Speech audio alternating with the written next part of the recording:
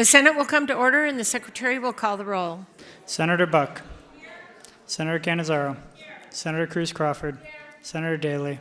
Senator Dignate. Senator Dondero-Loop. Senator Ellison. Senator Flores.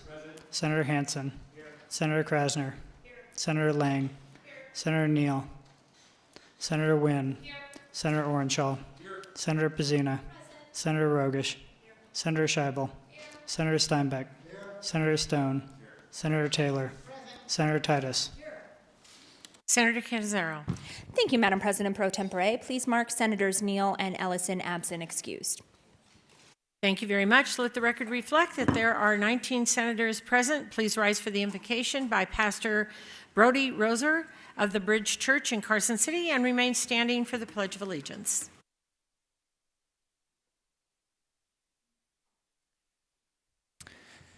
Yahweh God, Father, Son, and Holy Spirit, we come before you, the source of all life, truth, and wisdom, seeking your guidance in the deliberations today.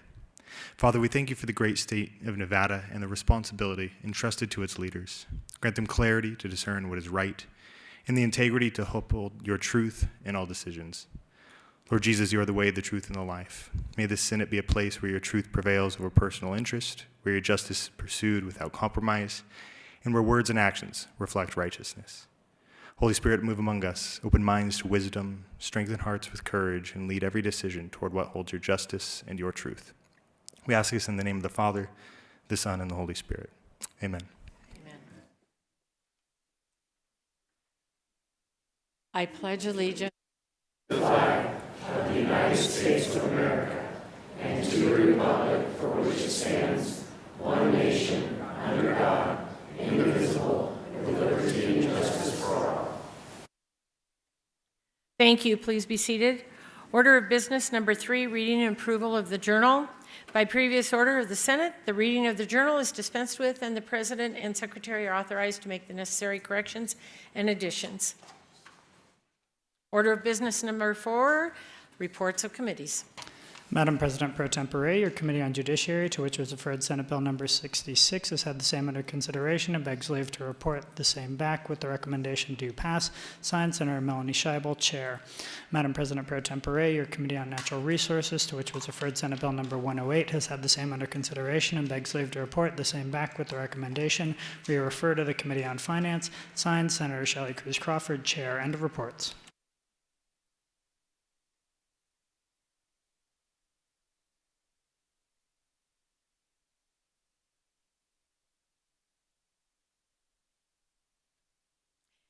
Thank you very much. Order of business number 8, waivers and exemptions. Notice of exemption, March 21st, 2025. The Fiscal Analysis Division, pursuant to Joint Standing Rule 14.6, has determined the exemption of Senate Bill number 58. And March 24th, 2025, the Fiscal Analysis Division, pursuant to Joint Standing Rule 14.6, has determined the eligibility for exemption of Senate Bills numbers 97, 108, 119, 217, 220, 229, 245, 286, and 393. Signed, Wayne Thorley, Fiscal Analysis Division. End of notices. Motions, resolutions, and notices. Senator Orenshaw has approved the addition of Senator Scheibel as a primary sponsor on Senate Bill number 171. That concludes Order of Business 9. Order of business number 10, introduction, first reading, and reference. Senate Bill 419, introduced by the Senate Committee on Finance, revises provisions relating to state financial administration. End of bill. Senator Wynn. Thank you, Madam President Pro Tem. I move to refer Senate Bill 419 to Government Affairs. Senator Wynn has referred Senate Bill number 419 to the Committee on Government Affairs. Are there any objections to the referral? If not, so ordered. Senate Bill 420, introduced by the Senate Committee on Natural Resources, authorizes the creation of business improvement districts. End of bill. Senator Cruz Crawford. Thank you, Madam President Pro Tem. I move to refer Senate Bill 420 to the Committee of Government Affairs. Senator Cruz Crawford has referred Senate Bill number 420 to the Committee on Government Affairs. Are there any objections to the referral? If not, so ordered. Senate Bill 421, introduced by the Committee on Legislative Operations and Elections, revises provisions relating to elections. End of bill. Senator Orenshall. Thank you, President Pro Tem. I move that Senate Bill 421 be referred to the Committee on Legislative Operations and Elections. Senator Orenshall has referred Senate Bill number 421 to the Committee on Legislative Operations and Elections. Are there any objections to the referral? If not, so ordered. Senate Bill 422, introduced by the Senate Committee on Legislative Operations and Elections, revises provisions relating to voting. End of bill. Senator Orenshall. Thank you, Madam President Pro Tem. I move that Senate Bill 422 be referred to the Committee on Legislative Operations and Elections. Senator Orenshall has referred Senate Bill number 422 to the Committee on Legislative Operations and Elections. Are there any objections to the referral? If not, so ordered. Senate Bill 423, introduced by the Senate Committee on Health and Human Services, revises provisions governing public health. End of bill. Senator Donate. Thank you, Madam President. I move to refer Senate Bill 423 to the Committee on Health and Human Services. Senator Donate has referred Senate Bill number 423 to the Committee on Health and Human Services. Any objections to the referral? If not, so ordered. Senate Bill 424, introduced by the Senate Committee on Health and Human Services, requires an assessment to be imposed on private emergency medical transport providers. End of bill. Senator Donate. Thank you, Madam President. I move to refer Senate Bill 424 to the Committee on Health and Human Services. Senator Donate has referred Senate Bill number 424 to the Committee on Health and Human Services. Are there any objections to the referral? If not, so ordered. Senate Bill 425, introduced by the Senate Committee on Health and Human Services, makes revisions relating to health professions. End of bill. Senator Donate. Thank you, Madam President. I move to refer Senate Bill 425 to the Committee on Health and Human Services. Senator Donate has referred Senate Bill 425 to the Committee on Health and Human Services. Are there any objections to the referral? If not, so ordered. Senate Bill 426, introduced by the Senate Committee on Natural Resources, making various changes related to the Tahoe Regional Planning Compact. End of bill. Senator Cruz Crawford. Thank you, Madam President Pro Tem. I move to refer Senate Bill 426 to the Committee of Natural Resources. Senator Cruz Crawford has referred Senate Bill 426 to the Committee on Natural Resources. Are there any objections to the referral? If not, so ordered. Senate Bill 427, introduced by the Senate Committee on Health and Human Services, makes appropriations to the University of Nevada, Las Vegas and the University of Nevada, Reno for planning, upgrades, and construction for certain buildings. End of bill. Senator Donate. Thank you, Madam President. I move to refer Senate Bill 427 to the Committee on Finance. Senator Donate has referred Senate Bill 427 to the Committee on Health and Human Services. Are there any objections to the referral? To the Committee on Legislative Operations and Elections? Finance. I'll get it. Has referred Senate Bill 427 to the Committee on Finance. Are there any objections to the referral? If not, so ordered. Senate Bill 428, introduced by the Senate Committee on Legislative Operations and Elections, revises provisions relating to public office. End of bill. Senator Orenshall. Thank you, Madam President Pro Tem. I move that Senate Bill 428 be referred to the Committee on Legislative Operations and Elections. Senator Orenshall has referred Senate Bill 428 to the Committee on, now we're doing Legislative Operations and Elections. Are there any objections to the referral? If not, so ordered. Senate Bill 429, introduced by the Senate Committee on Health and Human Services, revises provisions relating to social work. End of bill. Senator Donate. Thank you, Madam President. I move to refer Senate Bill 429 to the Committee on Commerce and Labor. Senator Donate has referred Senate Bill 429 to the Committee on Commerce and Labor. Any objections to the referral? If not, so ordered. Senate Bill 430, introduced by the Senate Committee on Revenue and Economic Development, revises provisions relating to taxation. End of bill. Senator Scheibel. Thank you, Madam President Pro Tempore. I move to refer Senate Bill 430 to the Committee on Revenue and Economic Development. Senator Scheibel has referred Senate Bill number 430 to the Committee on Revenue and Economic Development.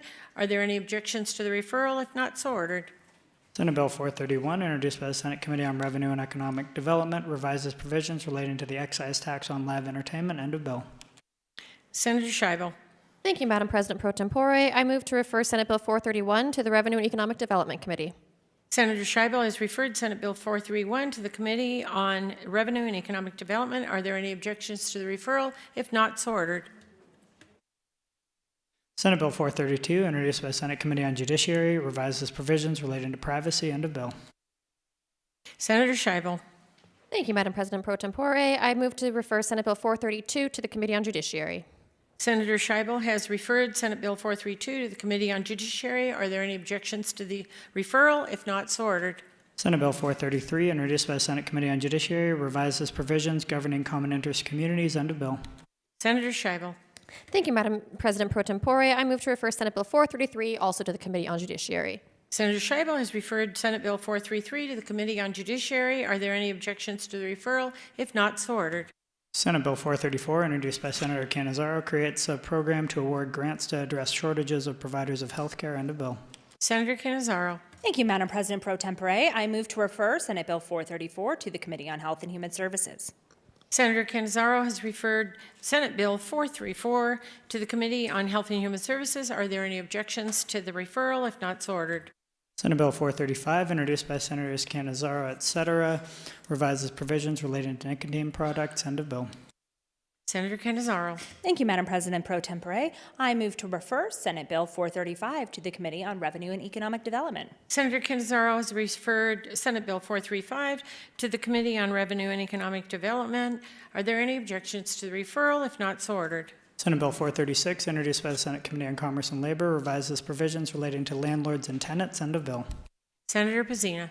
Thank you, Madam President Pro Tempore. I move that Senate Bill 436 be referred to the Committee on Commerce and Labor. Senator Pizzino has referred Senate Bill 436 to the Committee on Commerce and Labor. Are there any objections to the referral? If not, so ordered. Senate Bill 437, introduced by the Senate Committee on Commerce and Labor, enacts provisions relating to internet consumer lenders. End of bill. Senator Pizzina. Thank you again, Madam President Pro Tempore. I move that Senate Bill 437 be referred to the Committee on Commerce and Labor. Senator Pizzino has referred Senate Bill number 437 to the Committee on Commerce and Labor. Are there any objections to the referral? If not, so ordered. Senate Bill 438, introduced by the Senate Committee on Commerce and Labor, provides for the licensure and regulation of merchant acquirer limited purpose banks. End of bill. Senator Pizzina. Thank you, Madam President Pro Tempore. I move that Senate Bill 438 be referred to the Committee on Commerce and Labor. Senator Pizzina has referred Senate Bill 438 to the Committee on Commerce and Labor. Are there any objections to the referral? If not, so ordered. Senate Bill 439, introduced by the Senate Committee on Commerce and Labor, revises provisions relating to alcoholic beverages. End of bill. Senator Pizzina. Thank you, Madam President Pro Tempore. I move that Senate Bill 439 be referred to the Committee on Commerce and Labor. Senator Pizzina has referred Senate Bill 439 to the Committee on Commerce and Labor. Are there any objections to referral? If not, so ordered. Senate Bill 440, introduced by the Senate Committee on Commerce and Labor, revises provisions relating to electricity. End of bill. Senator Pizzina. Thank you, Madam President Pro Tempore. I move that Senate Bill 440 be referred to the Committee on Commerce and Labor.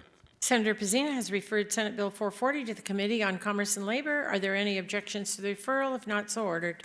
Senate Bill 441, introduced by the Senate Committee on Commerce and Labor, revises provisions relating to drivers who enter into an agreement with a transportation network company. End of bill. Senator Pizzina.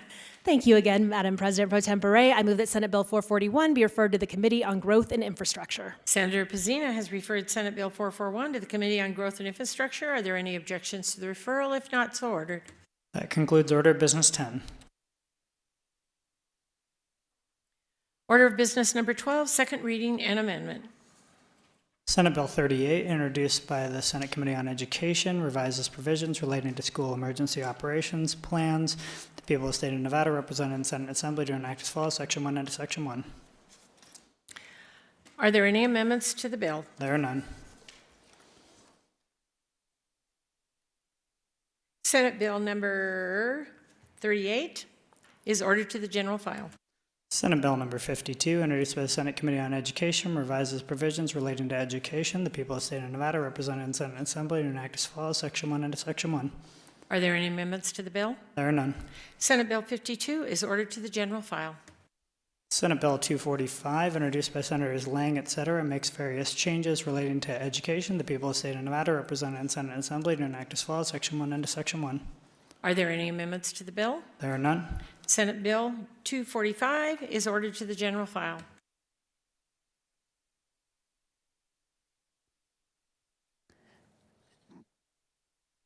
Senator Wynne. Thank you, Madam President Pro Tem. I move that Senate Bill 229 be re-referred to the Committee on Finance, as this bill has a fiscal impact.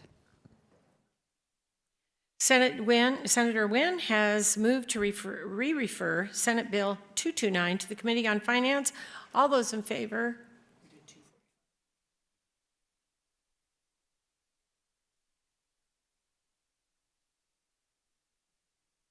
Senator Wynne, would you remake your motion for Senate Bill 245, please? Of course, Madam President Pro Tem.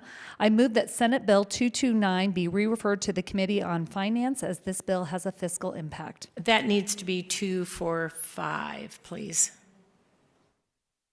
Can we get a 1-minute recess? Yes. 1 minute recess.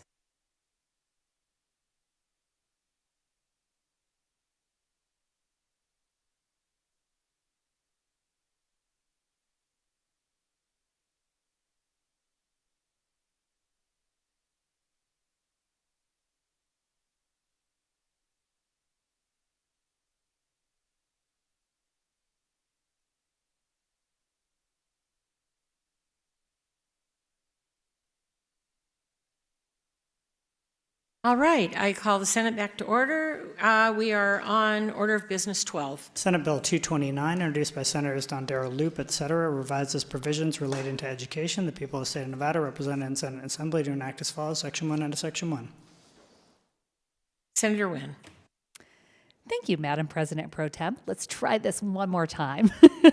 I move that Senate Bill 229 be re-referred to the Committee on Finance as this bill has fiscal impacts. Senator Wynn has moved to re-refer Senate Bill 229 to the Committee on Finance. All those in favor signify by saying aye. All those opposed say nay. Motion is carried. The bill is re-referred to the Committee on Finance. Senate Bill 245, introduced by Senator Lang, et cetera, makes various changes relating to education. The people of the state of Nevada, represented in Senate Assembly, to enact as follows: Section 1 under Section 1. Senator Wynn. Thank you, Madam President Pro Tem. I move that Senate Bill 245 be re-referred to the Committee on Finance as this bill also has a financial impact, fiscal impact. Senator Wynn has moved to re-refer Senate Bill 245 to the Committee on Finance. All those in favor signify by saying aye. Aye. Opposed, nay.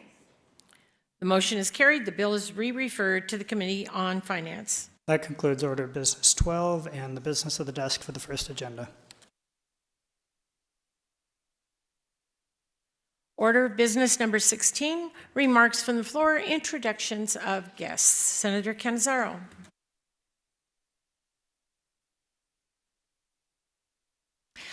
Senator Donate.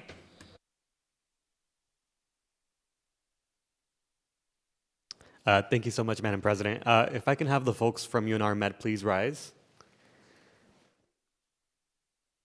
Today, we are very honored to have individuals from the University of Nevada, Reno School of Medicine, also known as UNR Med, join us on the floor today. UNR Med is Nevada's first medical school. It is a community-based, research-intensive medical school with a statewide vision for a healthy Nevada. Established in 1969, UNR Med is improving the health and well-being of all Nevadans and the communities through excellence in student education, postgraduate training, and clinical care research with local, national, and global impacts, and a culture of diversity and inclusion.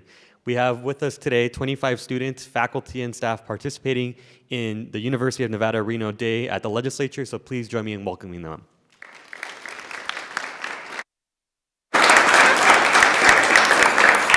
Thank you very much. Senator Flores. Thank you, Madam President Pro Temp. If I may have Mr. Jonathan Oman, who's in the upper gallery, joining us, stand along with Mr. Steve Martinez. They are here. Well, first of all, Mr. Jonathan Oman is the president of the Mob Museum, and my guest standing here to my left, Mr. Steve Martinez, he's the board chair for the Mob Museum, and today we're celebrating Mob Museum Day here in the legislature. And if just a little bit about all the work they do, because I think a lot of us haven't had an opportunity to really visit, and those of us who have maybe don't know just how much they do in our community. The National Museum of Organized Crime and Law Enforcement, the Mob Museum.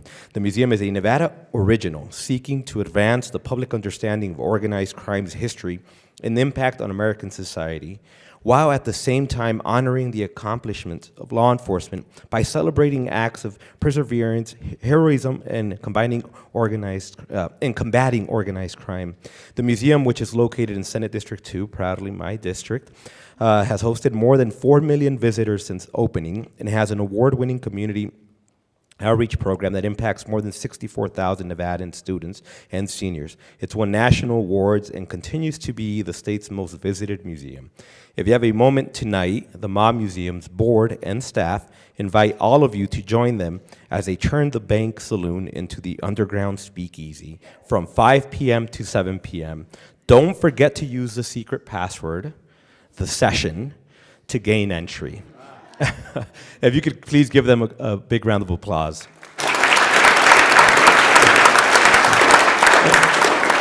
And Madam President Pro Temp, if I may also just recognize Mr. Peter Guzman, who's also joining me today. As you all know, Mr. Peter Guzman is the president of the Land Chamber of Commerce. He is a phenomenal human being. And I can say a lot of things about Mr. Peter Guzman. As you all know, that the Land Chamber of Commerce, it is recognized nationally as one of the top Latino chamber serving businesses in our state, but serving so many amazing human beings nationally. Mr. Guzman also has been recognized for his work in real estate as a developer, investor. He's got crazy numbers under his belt. But beyond that, I just wanted to recognize him as a friend of mine. I had the chance of working as a kid at the Land Chamber of Commerce when I was in high school and then transitioning over into college. And that's actually when I first met individuals who, with their last $5,000 in their bank account, would put it all into this vision and this dream of theirs to open a business. And it was through my work in the Land Chamber of Commerce that I learned really what this idea of the American dream was. Right? And we so often make mistakes when we're opening new businesses, but it's people like the Land Chamber of Commerce, who at the time was Otto Merida and now Peter Guzman, who help avoid some of those so common mistakes that we do when we're opening new businesses. So I just wanted to say how incredibly proud it is for me to have my friends here joining me on the chamber floors, but also that you all know that this is just a great asset for our community and somebody you can trust and speak to. Him and I do not see eye to eye on all the issues. We're often on the other side of the aisle on different topics in this building, but we're always friends and we can always go to each other and keep it real. So with that, if you could please give him a big round of applause.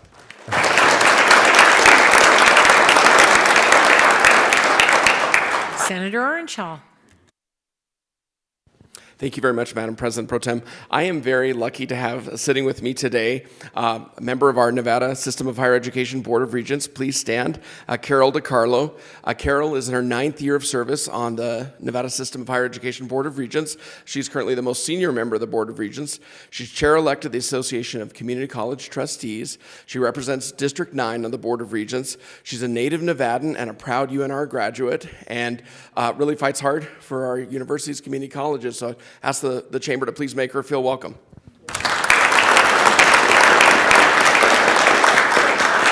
Senator Titus. Thank you, Madam President Pro Tem. I am first a comment and then an introduction to all the medical students that are here. Welcome.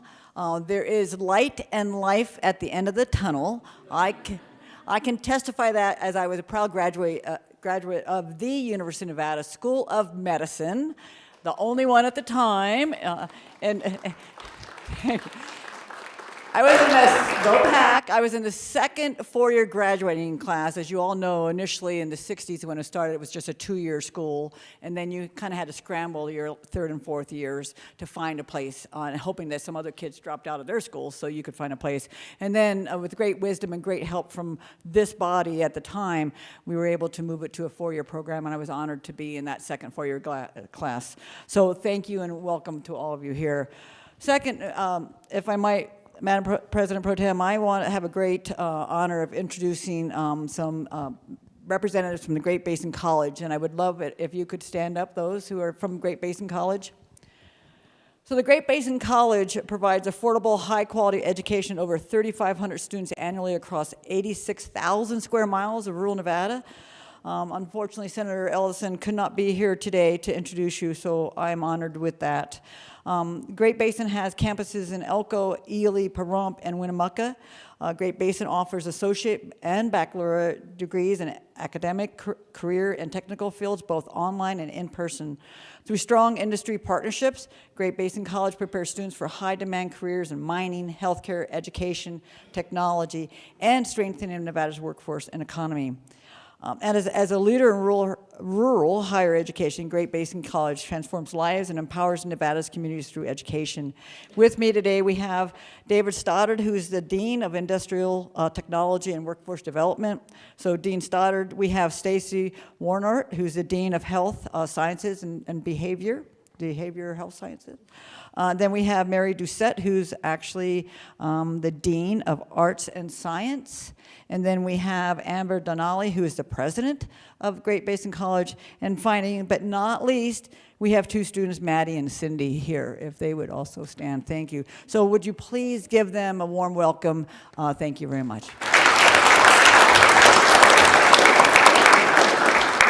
Thank you very much, and we'll go to Senator Pizzina.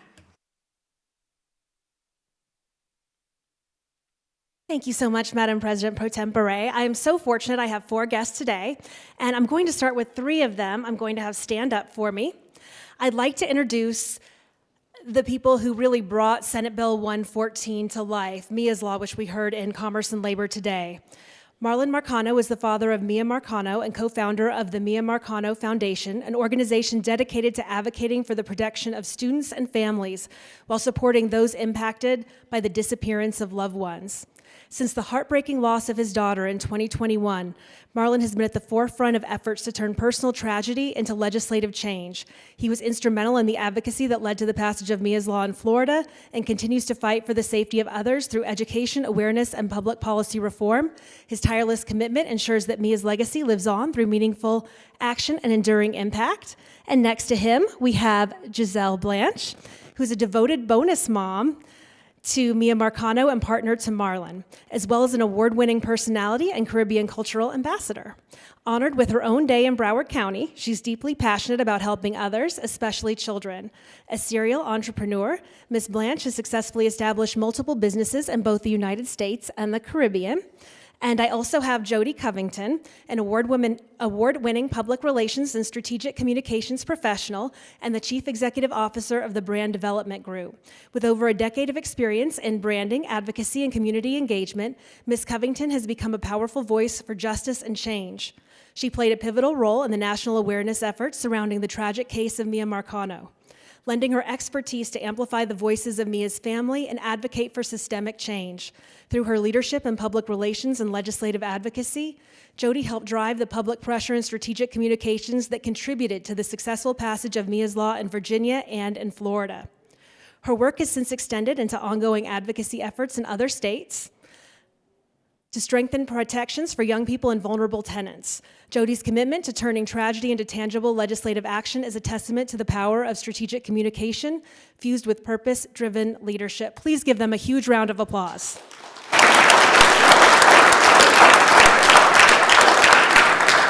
Senator Cruz Crawford. Can I have one more moment? Sorry. Certainly, Senator Pizzina. Thank you. And I'd also like to give a shout out to Ema Scarbriel, who is watching us over and wasn't able to make the trip, but she testified this morning over Zoom and she's watching us on YouTube right now. She's the devoted mother of Mia Marcano and a passionate advocate for tenant safety and missing persons. And following the devastating loss of her daughter in 2021, Ema has transformed her grief into purpose by co-founding the Mia Marcano Foundation, an organization committed to supporting families of missing persons and pushing for legislation that protects students and vulnerable tenants. She's emerged as a respected voice in the national conversation surrounding residential safety and has played a critical role in the passage of Mia's Law in Florida. With unwavering determination, she now lends her voice to similar efforts across the country, including here in Nevada, and we appreciated her testimony this morning to help ensure that no other family suffers the preventable tragedy that hers has endured.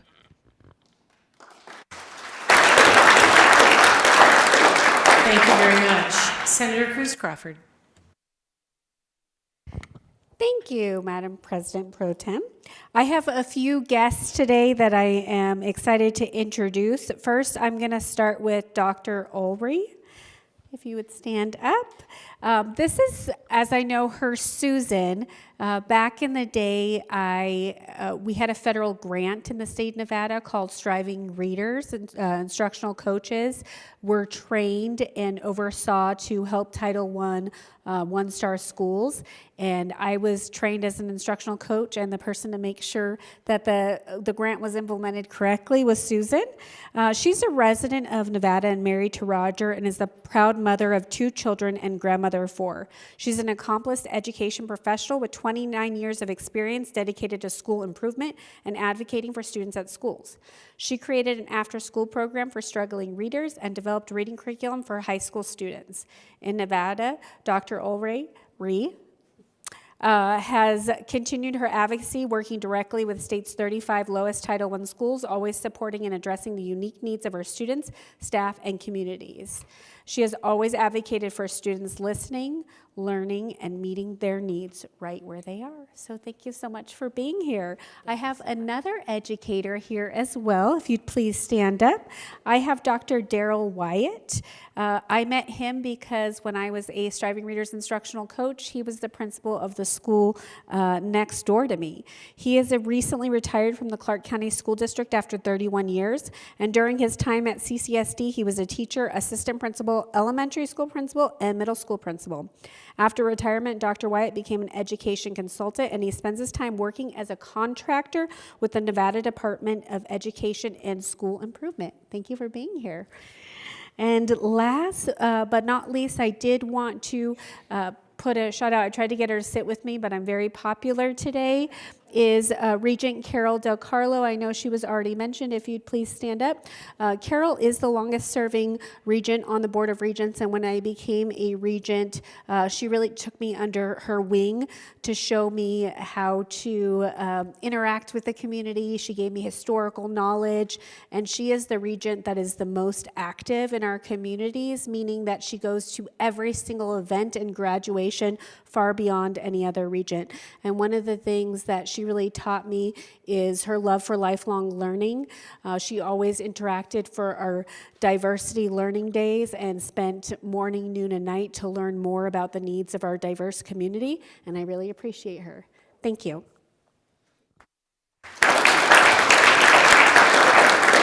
Thank you very much. And Senator Krasner. Thank you, Madam President Pro Tempore.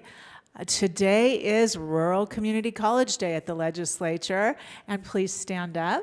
I am so happy to have with me representatives from Western Nevada College joining us.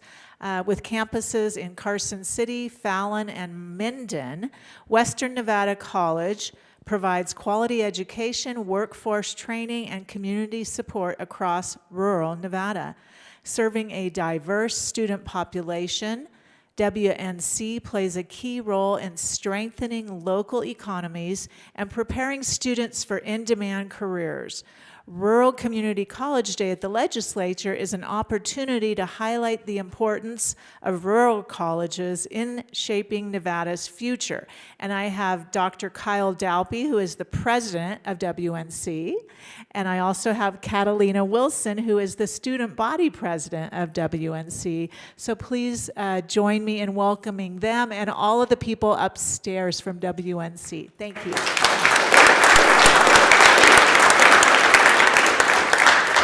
Senator Taylor. Thank you, Madam President Pro Tempore. Today, I am pleased to have with me, come on and stand up. This is Janet Serial. Janet was born in Crowley, Louisiana. She came to Reno at the young age of 4 or 5, along with 2 siblings who were raised by their Creole Roman Catholic paternal grandmother, growing up and attending elementary school and middle school in Northeast Reno. A retired state employee, Janet's career in Nevada state government spans 30 years in 4 divisions of the Department of Health and Human Services: the Welfare Division, the Division of Child and Family Services, the Division of Healthcare Financing and Policy and Medicaid, and the Division of Public and Behavioral Health. First as a licensed social worker, providing direct services, and her last 15 years working in Carson City in administration as a program specialist. Janet is the proud mother of 4 adult daughters and a 25-year-old granddaughter, all of whom are native Northern Nevadans and were born in Reno. She's a longtime civil rights and social justice advocate, activist, community organizer, and health advocate. She currently serves on the executive committee as the health committee chair of the Reno Sparks chapter of the NAACP branch and for the Tri-State Conference of Idaho, Nevada, and Utah of the National Association for the Advancement of Colored People. Janet is the one in the community who is always working, always saying, I need to get out of the way and let the young people take over. And then she jumps in, calls, works, marches, and just shows up. So please help me make her feel welcome for all the great work she does in Northern Nevada.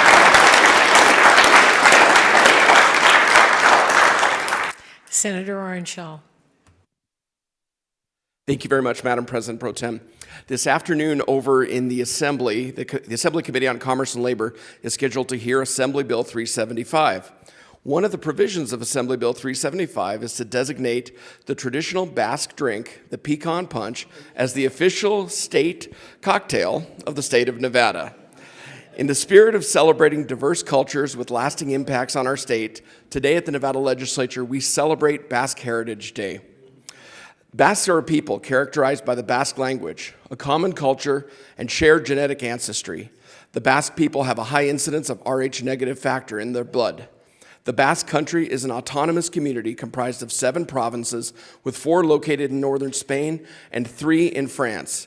The Basque language, Euskara, has no known origin and is very different from Spanish and from French. It is estimated that less than 600,000 people are fluent speakers of Euskara. There are many people with Basque ancestry here in the great state of Nevada. Many Basques moved to Nevada and the United States throughout the 19th and early 20th centuries. Strict inheritance laws in the Basque Country that favored the eldest child and political upheaval resulted in many Basque people immigrating away from the Basque Country to the United States. Many came here for a better life. They took jobs as maids in boarding houses, miners, sheep herders, and they prospered. Many of those boarding houses are still operating today, but mostly as restaurants with family-style dining where pecan punch and lots of red wine are served. You may have heard of the J&T in Gardnerville, Louis' Basque Corner in Reno, the Star in Elko, and the Martin Hotel in Winnemucca. There are so many wonderful Basque restaurants in Nevada, and I've only named a few. Some well-known Basque Americans include former Nevada Governor and U.S. Senator Paul Laxalt, his brother Robert, a celebrated author, and Paul's youngest daughter, who is very close to many of us here in this chamber, Nina Laxalt, who unfortunately we lost, but we do dearly miss her and her work. Today is a day to recognize one of the many diverse cultures still thriving in Nevada.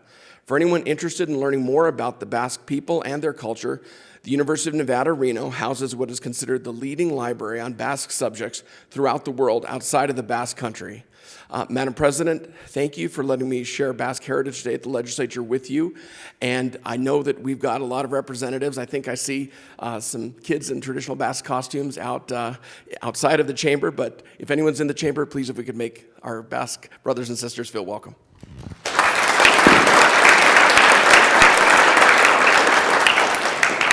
Senator Pizzina. Thank you so much for the second opportunity to speak, Madam President Pro Tempore. I have a guest today. I'd also like to introduce Dr. Stephanie Lowry Wilson. She's the Director of Development for the American Cancer Society and a very long-time friend. She has over 20 years of management and leadership experience working in both the private and nonprofit sectors. She's the 2022 American Society of Aging Research Award recipient, addressing systemic inequalities that impact the economic security for older Americans.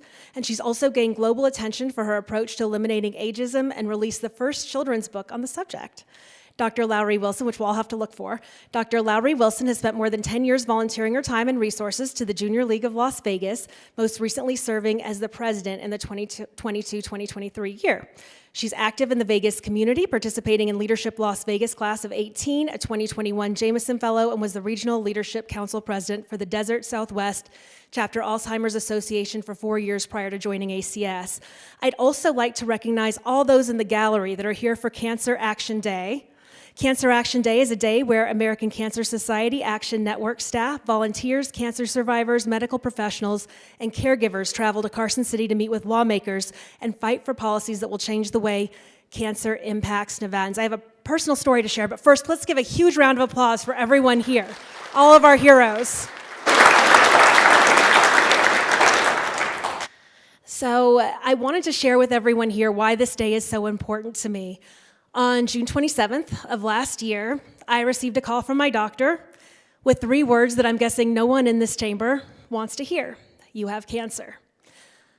It was a scary time. Like many of us, I would guess, in this chamber, we all feel very in control of our lives and like to take control of situations. Hearing a cancer diagnosis, obviously, that takes some of the control away. I was very fortunate to have amazing, amazing healthcare workers with Comprehensive Cancer Center, at Sunrise, and at St. Rose campus, who helped me through 2 surgeries in September and October, as well as 16 rounds of radiation in November. And I'm happy to share that I'm currently in remission.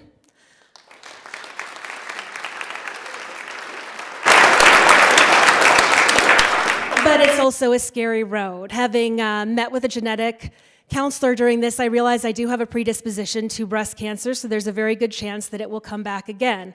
So for the rest of my life, this is something I'll be on the lookout for.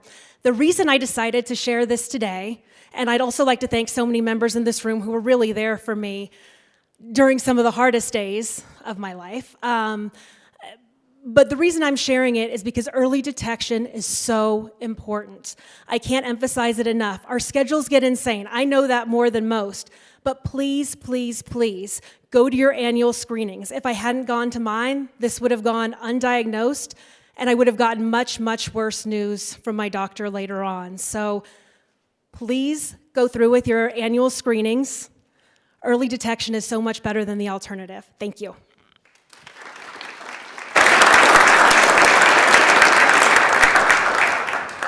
Senator Cannizzaro.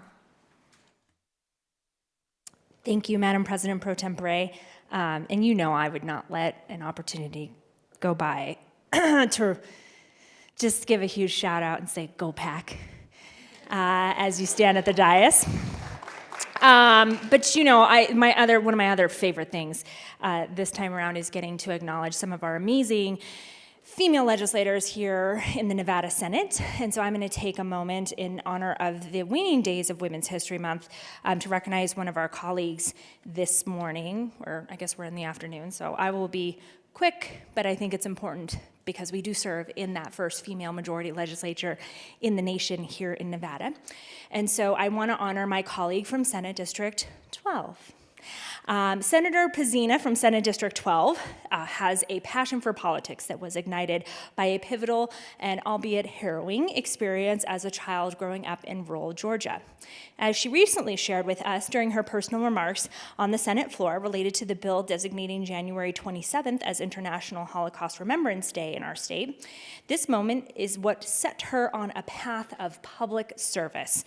It sparked a fire within her to address discrimination, injustice, and unfairness in our society, and we can see that she does that each and every day here at the legislature.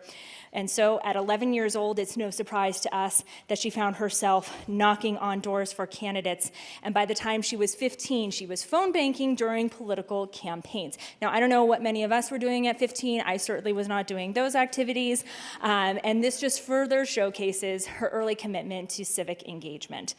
Equal to her pursuit of justice is her pursuit of knowledge. An opportunity to live in France for a year as a teenager broadened her worldview and exposed her to a different culture. As a young adult, she went on to graduate from Vanderbilt University with a double major in political science and communication studies, laying the foundation for her future career and her legislative service with us. After moving to Las Vegas in the early 2000s, she embarked on a career in the cruise industry.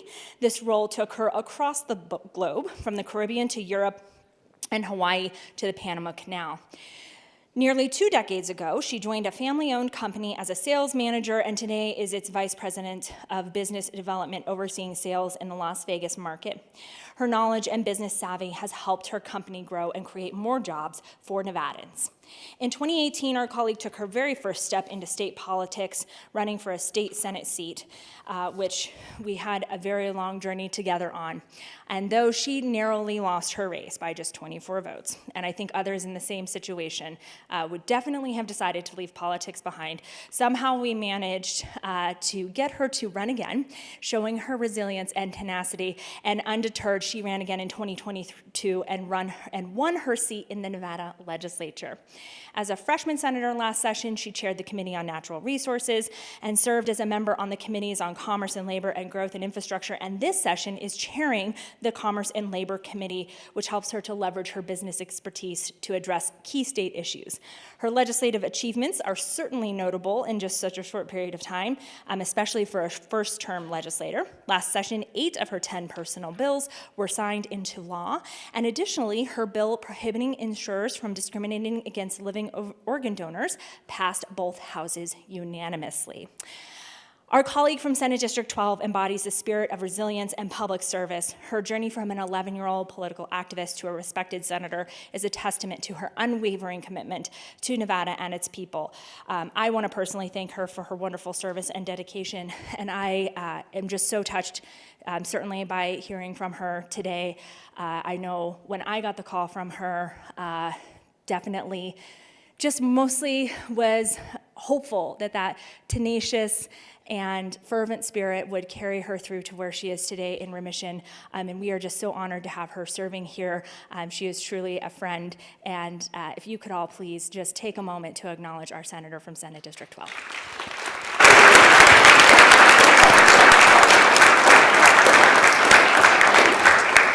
Okay, Madam President Pro Tempore, it is a deadline day here in the legislature, so we will be back for round 2 of more fun later this afternoon. I would move that the Senate stand in recess until the call of the chair. Thank you very much. You have all heard the motion. All those in favor signify by saying aye.